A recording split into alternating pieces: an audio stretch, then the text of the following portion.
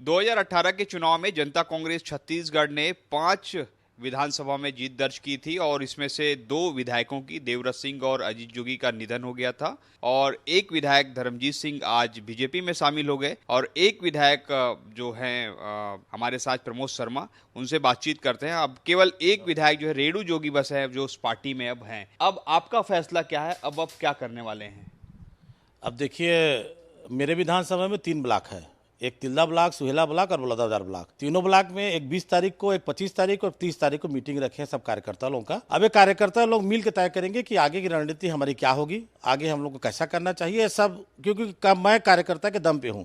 अब कार्यकर्ता जो फैसला करे, 3 मीटिंग है, तीनों मीटिंग में फाइनल हो जाएगा 1 तारीख तक की। धर्मजीत सिंह जो है बीजेपी में आज शामिल हुए, तो क्या उन्होंने आपको ऑफर नहीं दिया था क्या, या बीजेपी के नेताओं ने आपको ऑफर नहीं दिया क्या कि आप पार्टी में शामिल हो जाएं? नहीं, धर्मजीत भैया जा रहे हैं, बहुत बहुत शुभकामनाएं उनको, और वो बहुत बड़े नेता हैं, बहुत ही सम्माननीय हैं। रही मेरी बात, तो मैं फिर इसी बात को बोल रहा हूँ कि मैं जो भी हूँ अपने कार्यकर्ता के दम पे हूँ।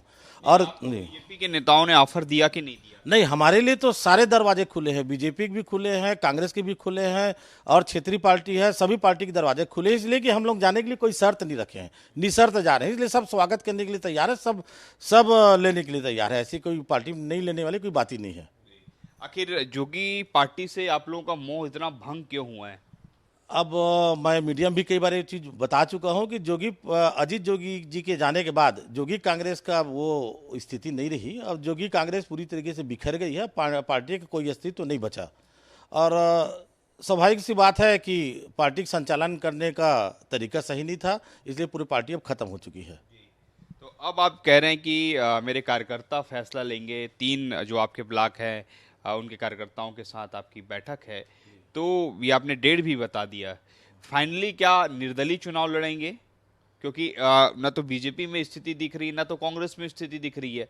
कारण कि कांग्रेस में दावेदारों की फौज है आपके यहाँ, बीजेपी में भी कुछ इसी तरीके की स्थिति है, तो ऐसे में क्या निर्णय लेंगे? देखिए, मैं फिर बोल रहा हूं कि कोई भी स्थिति से नकारा नहीं जा सकता, कुछ भी हो सकता है। अब कार्यकर्ता जो फैसला ले, कार्यकर्ता किसी पार्टी का समर्थन करने के लिए बोलेंगे, चाहे कांग्रेस का भाजपा का हो, हम शांत बैठ के समर्थन करेंगे। अगर कार्यकर्ता किसी क्षेत्रीय पार्टी ज्वाइन करने के लिए बोलेंगे तो ज्वाइन करेंगे, या ऐसा कार्यकर्ता अगर ये भी निर्णय लें कि निर्दलीय चुनाव में लड़े तो वो भी उतर सकते हैं, कोई दिक्कत नहीं है। ये सारा फैसला ये 3 मीटिंग के बाद तय होगा, क्योंकि मेरा जो भी ताकत है मेरे क्षेत्र के कार्यकर्ता है जिसकी बदौलत मैं हूं। अब वो 20 तारीख, 25 तारीख, 30 तारीख, मैं आपको डेट भी बता रहा हूँ। इसको हम लोग 1 या 2 तारीख को हम लोग का फाइनल निर्णय आ जाएगा कि क्या चाह रहे हैं लोग और हमारे साथी लोग क्या चाह रहे हैं। मेरा फिर से वही सवाल है, आप शायद उस सवाल का जवाब देना नहीं चाह रहे। बीजेपी की ओर से आपको ऑफर आया था कि नहीं? बिल्कुल ऑफर है, बीजेपी की तरफ से ऑफर है, अन्य पार्टी की तरफ से ऑफर है। जैसे बीजेपी से ही पूछूं मैं, क्या ऑफर आया? ज्वाइन करने के लिए ऑफर है, धर्मजीत भैया के साथ में ज्वाइन करने के लिए ऑफर था, लेकिन मैं फिर बोल रहा हूँ, मैं अपने आप को सक्षम नहीं मानता, मैं इस बात को फिर बोल रहा हूँ। और कांग्रेस ने ऑफर दिया था? हाँ, कांग्रेस तरफ से भी ऑफर है, लेकिन इसके लिए मैं फैसला के लिए अभी नहीं हूँ कि इसलिए फैसला करने के लिए। हाँ, ये इसलिए आप जो है निर्णय नहीं ले पा रहे हैं कि कांग्रेस में अगर जाएंगे या बीजेपी में जाएंगे तो आपको तो टिकट मिलना नहीं है, इसलिए आप जो है निर्णय नहीं ले रहे? देखिए, मैं इसलिए निर्णय नहीं ले पा रहा हूं, जो साफ स्थिति है कि मेरे कारण जो मेरे कार्यकर्ता हैं वो ना कांग्रेस के ना भाजपा के, दोनों पार्टी में नहीं गए। कांग्रेस की सरकार थी, इसके बाद भी उन लोग सम्मिलित नहीं हुए, उन लोग मेरे भरोसे बैठे हुए हैं। अगर मैं उनसे बिना पूछे अगर कोई निर्णय ले लूंगा तो उनके साथ एक चोट होगा, उनके साथ घात होगा। इसलिए मैं जब तक उनसे सलाह नहीं लूंगा, उनसे राय नहीं लूंगा, तब तक मैं फैसला नहीं करूंगा, इसलिए कि मेरे भरोसे बैठे हैं। आज भी मैं जोगी कांग्रेस इस्तीफा दिया हूं तो उन लोग जोगी कांग्रेस के साथ में नहीं गए हैं, मेरे साथ में बैठे। इतना विश्वास मेरे ऊपर है तो उनके विश्वास को नहीं तोड़ना चाहता, इसलिए मैं भी जब तक उनसे नहीं पूछ लूंगा कोई फैसला नहीं करेंगे। एक लास्ट सवाल था कि आप चुनाव लड़ेंगे, चाहे कोई भी पार्टी या निर्दलीय चाहे कुछ भी रहे? ये भी हो सकता है लड़े भी और ना भी लड़े। मैं फिर बोल रहा हूँ, जो भी डिसीजन लेंगे सब साथी लोग बैठ के लेंगे। क्यों नहीं?